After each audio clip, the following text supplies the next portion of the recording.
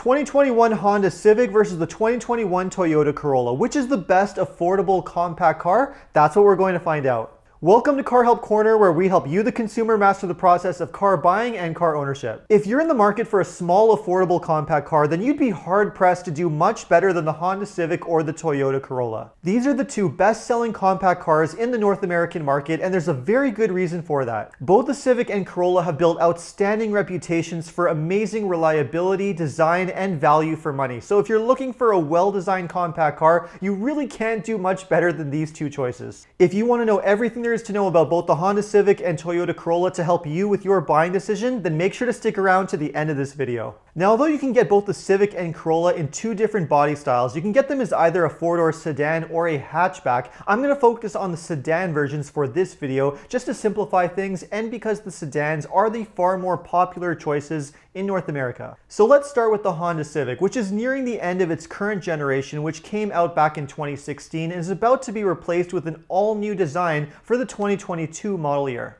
The outgoing 2021 model, however, is still a very well-designed and competitive compact car. Although the exterior design was somewhat polarizing when it first came out, it has aged very well over time, and the increased size when compared to the previous generation models was a huge welcome change because it gave the Civic a lot more interior space than any of the previous generation models. The extra size and space is definitely noticeable, especially when compared side by side with the Corolla. You just have more interior space to stretch out and get comfortable, and you also have a really good sized trunk as well. On top of being just a more spacious and comfortable car, the Civic has a well-designed interior that has held up extremely well over time. In typical Honda fashion, most of the interior materials and surfaces are extremely high quality, and everything has excellent fit and finish. You also get lots of useful storage space, and the standard features list on each trim level is pretty impressive as well. When it comes to the use of tech, however, this is definitely one area where the Civic is showing its age, and it's definitely going to be an area of improvement on the all-new 2022 model. The touchscreen infotainment system, for example, is one of the biggest issues of all. The 7-inch touchscreen just has a really dated-looking interface that's a little bit laggy to use, and it's definitely behind the times when compared to most of its competitors. Its only real saving grace is the fact that it comes with easy-to-use shortcut buttons along the side of the screen, along with a real volume knob, and it does come standard with Apple CarPlay and Android Auto capability, which is a huge bonus. On top of the dated infotainment system, the Civic is also missing a few available features that you can get on some of its competitors,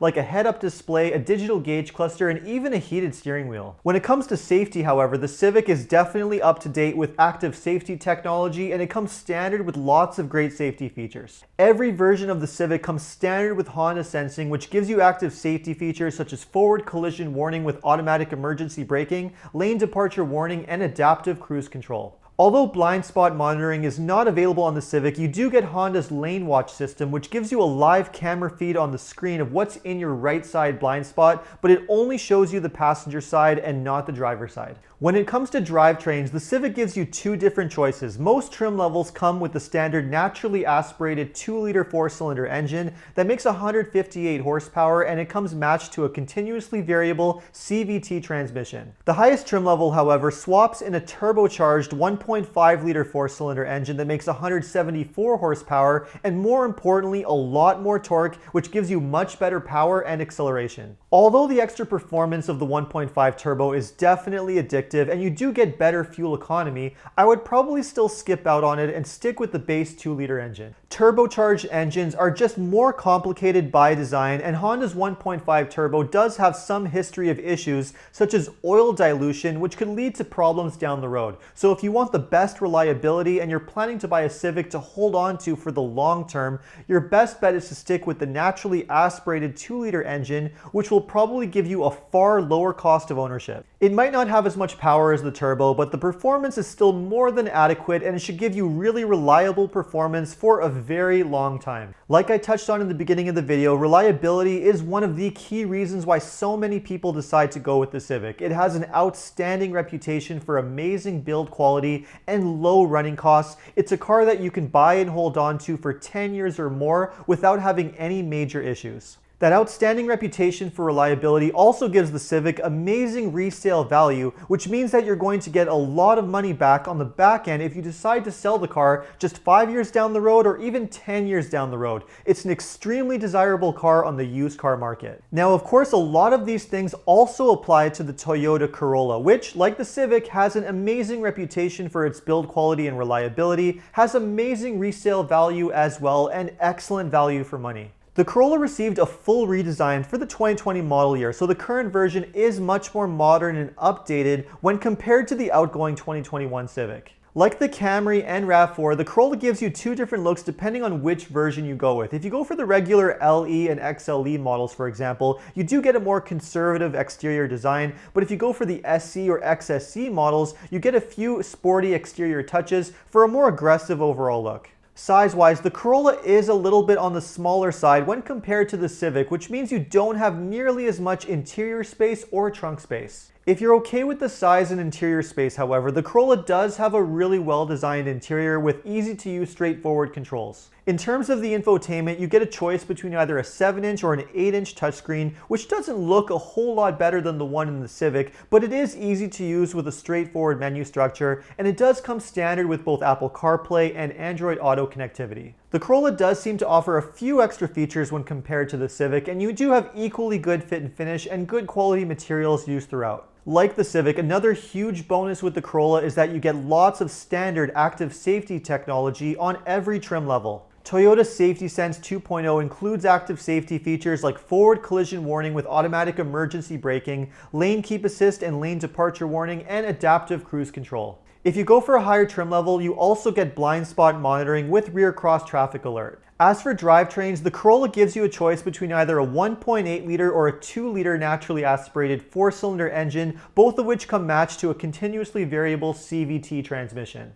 The 1.8 liter engine, which comes on the base trim levels, makes around 140 horsepower, and it's a long-running Toyota engine that has a well-proven track record for its reliability, but it doesn't have outstanding performance, and it's just designed to get the job done from going from point A to point B. If you want better power and performance, you're going to want to go with one of the higher trim levels with the available 2-liter engine, which comes with a much healthier 169 horsepower. Although it's still not as powerful as the turbo engine found in the Civic, it's perfectly adequate for most situations, and I love the fact that it's naturally aspirated, which means you don't have to mess with complicated turbochargers or other things that could go wrong over time. Although the Civic is traditionally known to be the one with the sportier overall feel, the latest Corolla is actually a great driving car, and it has surprisingly good handling. Neither one of these is obviously a performance car, but if you just want a well-designed, good driving car, then you really can't go wrong with either of these two choices. When it comes to overall value for money, both the Civic and Corolla are fairly evenly matched.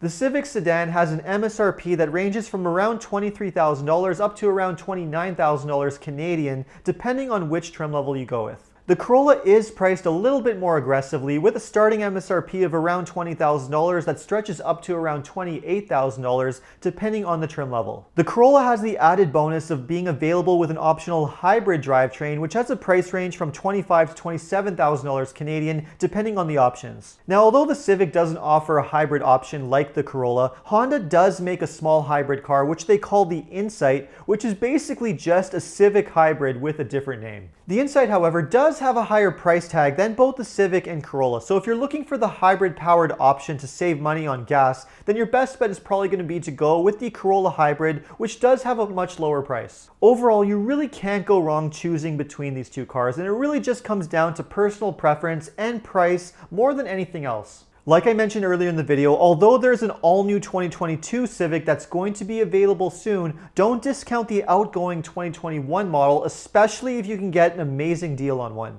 Depending on where you're located, Honda might be offering some amazing manufacturer incentives and rebates to help clear out the existing Civic models. So if that's the case, I definitely would not rule it out. That being said, if I had to choose between these two cars at this time, price being equal, I would probably give the slight edge to the Corolla. It's just such a well-rounded, well-designed car that's really good at a lot of things. It has an amazing reputation for reliability, value for money, amazing fuel economy, and the fact that you can get it with a hybrid model is just an added bonus as well. It's an outstanding compact car that's well deserving of its reputation and amazing sales success. Let me know what you think of either the Honda Civic, Toyota Corolla, and how they compare to other compact cars in their class. And if you have any suggestions for any car comparisons or car videos, just leave a comment below. If you enjoyed this video, make sure to like and subscribe. And if you want to check out some similar car comparisons to these, just check out these links right over here. And if you need any additional car advice, recommendations, or help with getting a great deal on your next new car purchase,